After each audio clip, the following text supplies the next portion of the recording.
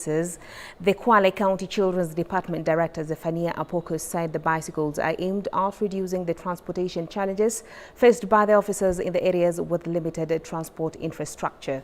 Stakeholders in the children's issues say the community will now change its perspective on protecting children as more officers will be able to reach previously inaccessible areas.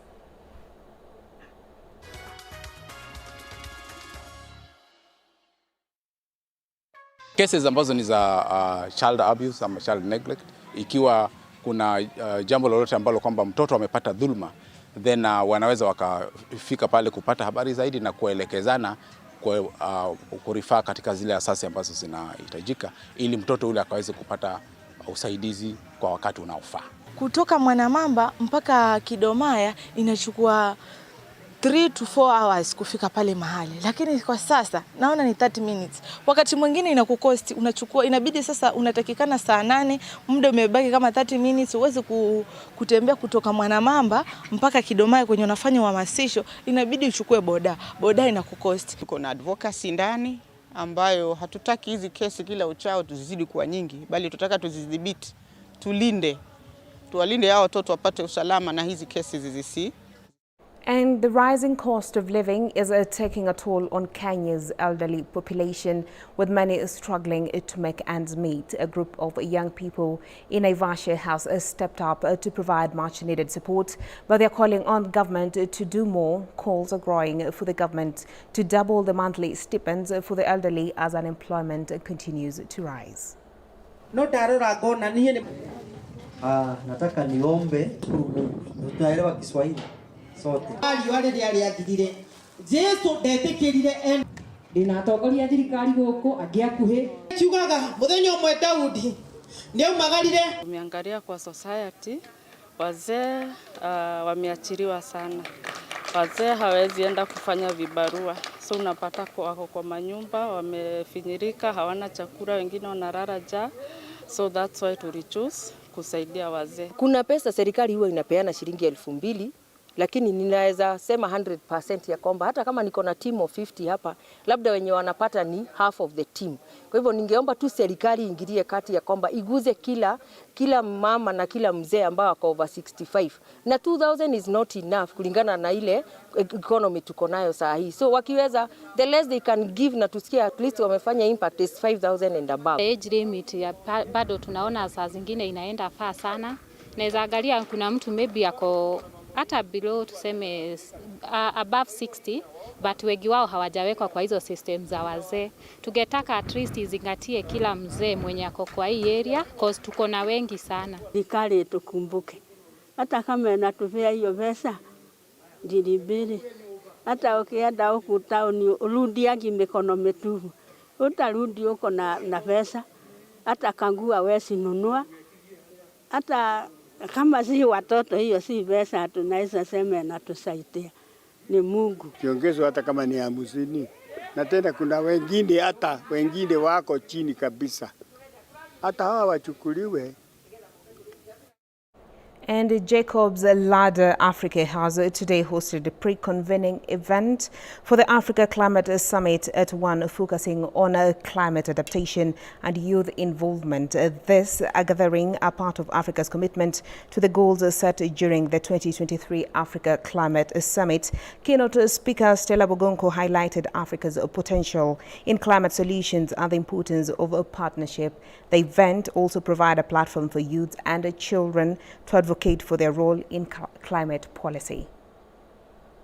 And there were many commitments that were made, from financial commitments to investments in the energy sector, food systems, commitments by heads of state captured in the Nairobi Declaration, saying what Africa will be able to do in terms of profiling or offering solutions on issues of climate change, both within the continent as well as to the rest of the world.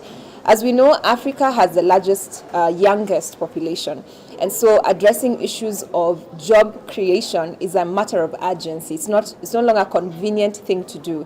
It's something that needs to be done as a matter of urgency. And so on our part, as Jacob's Ladder Africa, Our excitement around Africa Climate Summit was the possibility of the number of jobs that would come, whether it was out of the EU deal in terms of investing in energy, or the agreement around carbon markets in terms of making sure that Africa gets its fair share when it comes to getting value for its carbon sinks and natural assets, or even industrialization. You know, the big project that was launched by His Excellency Dr. William Samoei Ruto on the Africa Green Industrialization Initiative. Opportunities that were committed both by our governments as Africa, but also from different donors and investors. We believe, as Jacob's Ladder in partnership with various partners who are here today, that if those projects are implemented, then they would actually translate to job creation on the one hand, and also just helping Africa to move along.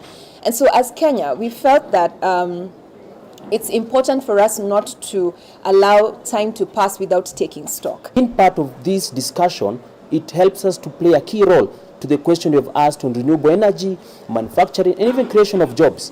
And remember, one of the agenda that the President had on the bottom-up economic transformation agenda is creation of green jobs. And when you look at the theme that was there for the last ACS was green growth and climate finance. And Americans will vote Tuesday to elect the new occupant of the White House. The presidential race between Vice President Kamala Harris and former President Donald Trump is so tight. However, there are teams on alert for the legal battles that might ensue to define the election's outcome. Earlier this year, Republican presidential nominee Donald Trump told several media outlets that if the results of the November 5th presidential election are, quote, honest, fair and free, he would accept them. Election officials are confident the voting process will be fair, secure and transparent. But the former president has increasingly voiced concern about his opponents possibly committing fraud. If we can keep that cheating down, because they're a bunch of cheats, if we can keep that cheating down, we're going to have a tremendous victory.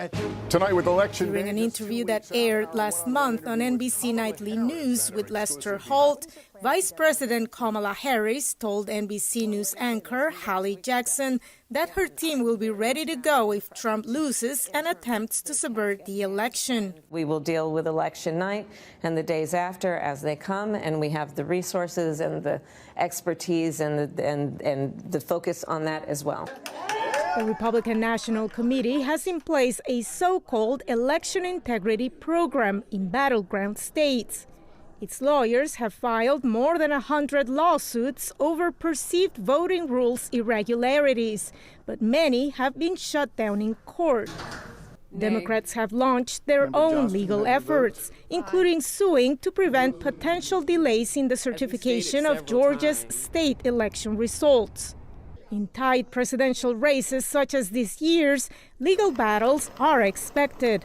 Most of them will be fought in swing states, analysts predict. At the polling place, we often see contests over whether or not ballots are being handled properly. In the post-election day period, there are disputes about whether or not individual voters are actually eligible and whether their provisional ballots should be cast and counted. Anyone who claims fraud, however, must present proof, legal experts warn. Lawyers, be careful what you allege. Make sure that you can prove it. Otherwise, they may be subject to discipline, as we've seen growing out of the 2020 challenges. Trump's former lawyer, Rudy Giuliani, for instance, was disbarred for spreading baseless claims that the 2020 election was stolen.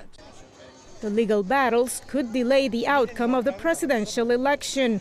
But if on Tuesday night the results are clearly in favor of one presidential nominee over another by some noteworthy margin, analysts say it will be much harder for the opposing party to contest those results. And that's all we had for you at this hour. Many thanks for keeping me company. It's always an absolute pleasure having you on board. Up next, we have the latest sporting action by Gladys Midecha. Do have yourself a good afternoon and enjoy your week ahead. Bye-bye for now.